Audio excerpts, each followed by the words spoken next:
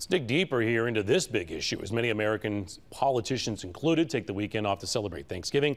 Truly a political firestorm building in Washington, the FCC preparing to vote on the repeal of net neutrality. What net neutrality means and what happens if it's repealed is all extremely complicated. So let's try to break it down to the basics. To understand what net neutrality means, think of the internet as a sort of congested superhighway with most of the wider, fast lanes taken up by big fat trucks carrying content like Amazon, Netflix, and Hulu. Net neutrality means those big companies are not able to pay to dominate the fast lanes. All of us, from students studying at home to mom and pop businesses to the Amazons of the world, are therefore guaranteed equal access to the fastest service. The internet is simply too important to allow broadband providers to be the ones making the rules. Net neutrality also prohibits internet service providers like Verizon, at&t, and Comcast, NBC's parent company, from slowing down internet traffic and blocking access to competitors.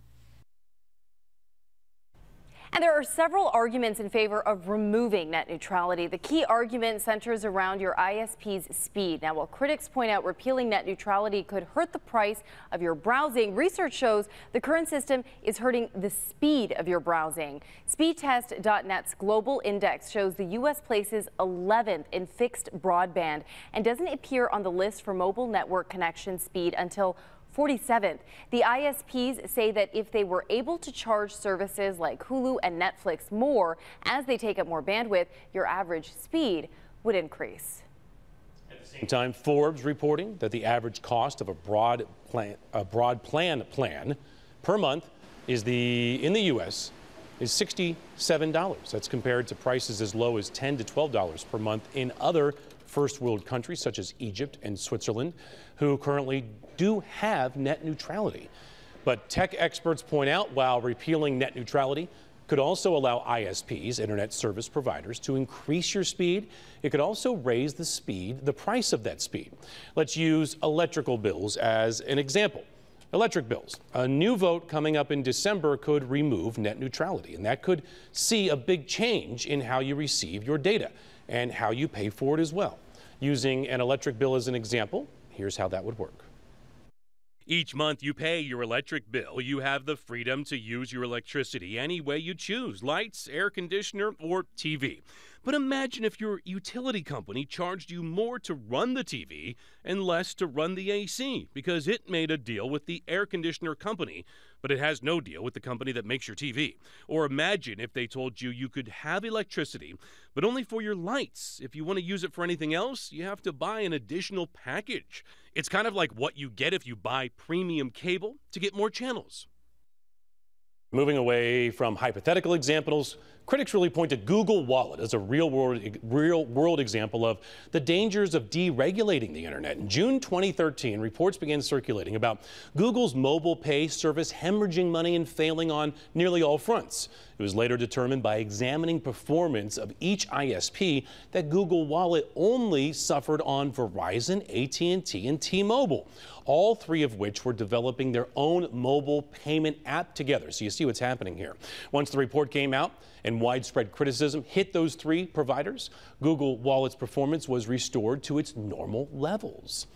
Leading the charge to revoke net neutrality is FCC Chairman Ajit Pai, a former lawyer for Verizon and appointed to the position of FCC chair by President Trump in January. Shortly after, he indicated his view on net neutrality, and he predicted net neutrality's days are really numbered. This is not what the internet needs, and it's not what the American people want. Ajit Pai there. He's been quoted saying net neutrality is another example of big government, and he considers it regulatory overreach. Now, another common critique of repealing net neutrality is eliminating the option of fair competition. CUNY professor Jeff Jarvis explains. The proponents of net neutrality are a wide bunch. A lot of internet activists who really care about the principles behind an open net, joined by a lot of companies that also care. The big entertainment companies like Netflix could afford to pay the internet service providers to get premier special access. The problem is for the little guys and the startups. If they can't afford to pay for special premier access, and the user doesn't find it or finds that their content is very slow, then they're not going to succeed.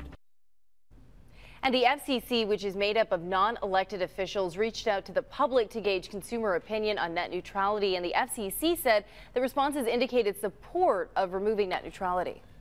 Yes, but some new information sheds some doubt on that survey. Here's why. Experts are now saying nearly 1.3 million responses to that survey in favor of removing net neutrality were made by robots and not actual people. Additionally, claims have surfaced of negative responses to the poll vanishing from that poll. That's crazy.